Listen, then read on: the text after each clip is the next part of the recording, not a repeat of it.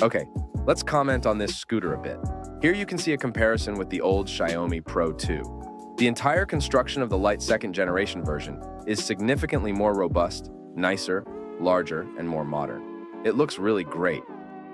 The scooter weighs around 16 kilograms and is easy to load into either a station wagon or a sedan vehicle.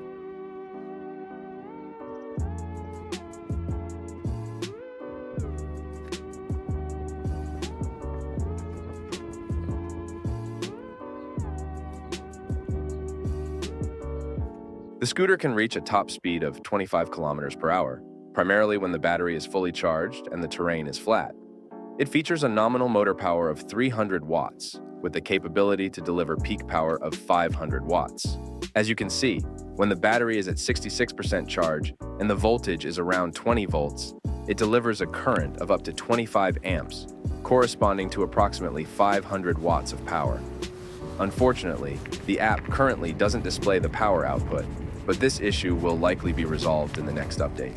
The robust 10-inch wheels are great at absorbing bumps and are also very durable, so they handle lighter terrain without any issues. I consider this a huge advantage of this scooter. The battery is probably the biggest weakness of this scooter, as it only has a relatively small battery with an energy capacity of only 221 watt-hours and a maximum voltage of 25.2 volts. However, we'll take a closer look at the battery in the next video, where we'll take a look at the individual components of the scooter from a technical perspective. I would recommend this scooter for someone weighing up to 80 kilograms, especially for women. However, due to the weak battery, the claimed range of 25 kilometers realistically falls between 15 to 20 kilometers.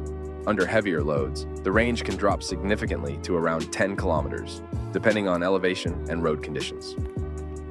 The main advantages from my point of view are robust construction, build quality, 10-inch wheels, powerful motor, and good water resistance. From disadvantages, I must mention the small battery and low range. What do you think of the scooter? Feel free to leave a comment. In the next teardown video, we'll take a closer look at the construction of the battery, motor, and other components, and also we expose the scooter to high-pressure water. So don't forget to subscribe and stay tuned.